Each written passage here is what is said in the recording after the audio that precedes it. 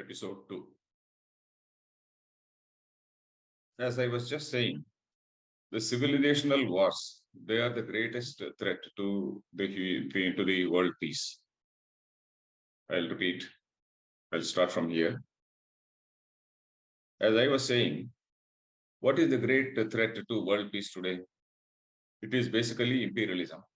Imperialism sometimes associated with religious ambition also. So we see that in the two Western civilizations, that is the Islamic civilization and also the Christian civilization or the Western civilization as we call it, imperialism and religion, they are both working in tandem because religion also has an agenda to establish their sway all over the world. Their religion says that ours is the only true religion. They have got a claim on what is the reality. They say that ours is the only true religion. All other religions are false, and all their gods are forms of Satan, and so that is how they condemn. And imperialism, of course, it is always there. Imperialism is always there. We have a very strong man. It is like a strong village. In the global village, the village headman is trying to control the whole village. So that is how it's going on. So this claim for the whole, for entire absolute truth, that is one danger. And also imperialism is another danger. And this has been happening. And if we see the world history, it has resulted in several clashes right from the 10th century. Right from 10th century, we have seen the clashes between these two predominant cultures, that is the Islamic culture and also the Christian culture. And there were crusades. And not only that, they killed people among themselves, but apart from that, they also spread to various other parts like Africa and various other places, South America and all these places. And there was a genocide, large scale genocides, killing millions and millions of people. So this is what we have seen. And right from the 10th century, India also has been a target for this civilizational war. And the people came because of proximity. One group only came, the second group came later. So one group came very early, that is right from the 9th century onwards, we have been seeing incursions on India. And there has been resistance also. But from the 10th century onwards, the resistance was broken by various reasons. By various reasons, the resistance was rather weak, and then they could control, and then they could come in. Meanwhile, the second civilization also, that is the Western civilization, they also entered India by about 16th century. And initially, they were ruthless. They adopted some ruthless policies. They killed several people, particularly the Goan Inquisition. If we see the Inquisition in Goa by Francis Xavier, so that is a very bad example of the genocide in India. So that is what we see. But then after times have changed, when the times have changed, they had to adopt some new policies. They had to adopt some new policies. And what is the way? The way is to study the religion, to study, because the human values change. It is not the age of genocides. Anyway, genocides also, if they would prefer to do, provided there is some possible reason. But without reason, they cannot just straight away go and attack and then convert people and then destroy a civilization. They cannot do. So that is the reason why they study a religion. They study a particular culture. They study the culture. They study the fault lines, and then they try to study the society. What are the various groups in society, and how we can cultivate various groups in society. How we can create divisions within the society. Creating divisions within the society. We know the very famous rule that is that divide and rule. So creating divisions in the society, purchasing some people.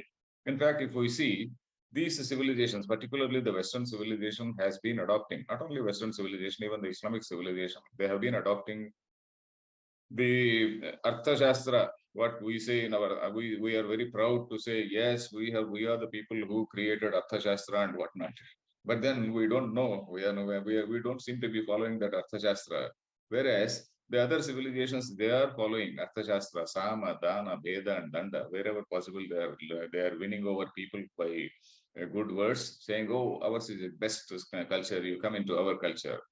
And then again, Dana is by giving money. We are aware of so many allurements for conversions and whatnot.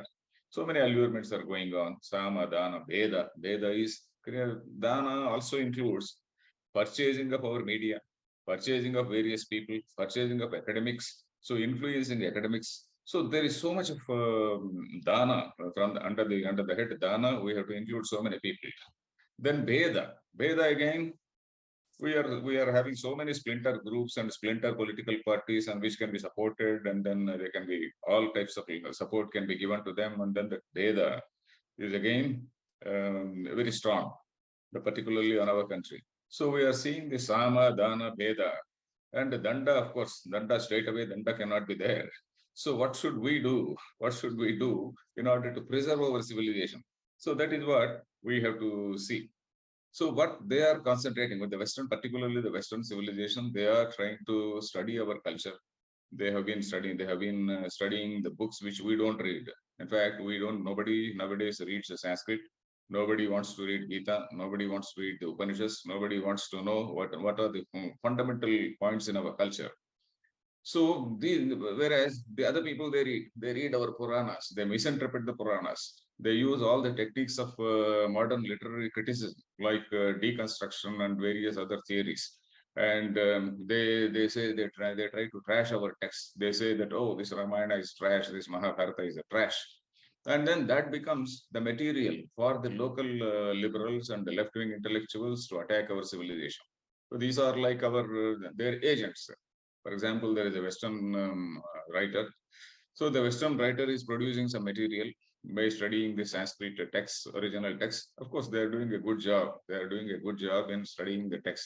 In fact, it is a good challenge to us. It is a challenge to us. If at all we want to uh, preserve our civilization, we have to upgrade ourselves. We have to upgrade ourselves. We have to study our own text. If we don't study our own text, we'll be lost.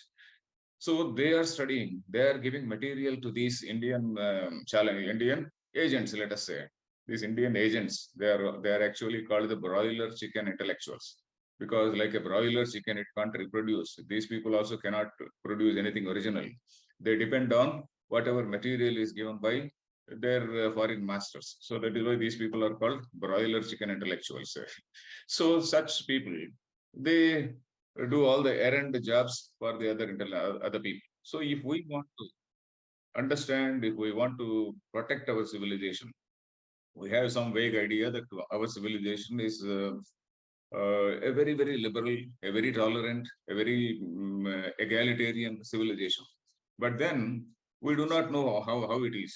We generally have an idea, yes, we are so liberal, we have accepted everybody, we don't hate anybody, we don't dislike anybody. All these good things are there. But what is the philosophical basis for this? We don't know that. So if we want to know that, if we want to preserve our civilization, the first thing we have to do is to go to our texts. You see, how can we know our civilization? There are two ways. One is to read what the Westerner has written, or to read what the original books are. Read our own Upanishads, read our own Gita, read our own Bhagavatam or Bharatam or Ramayanam to know what is there in that. So unless we do that, the civilization cannot be preserved. This is one very, very important thing. There are various other means.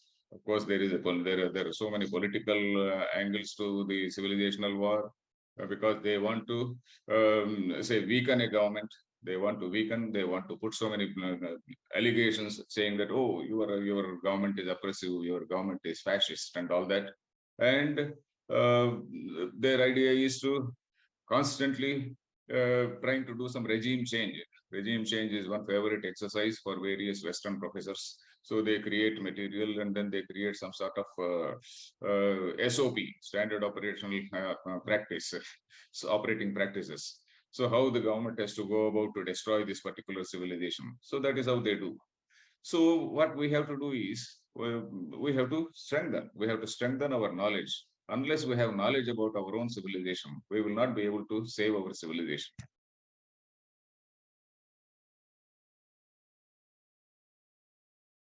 We'll cut it here.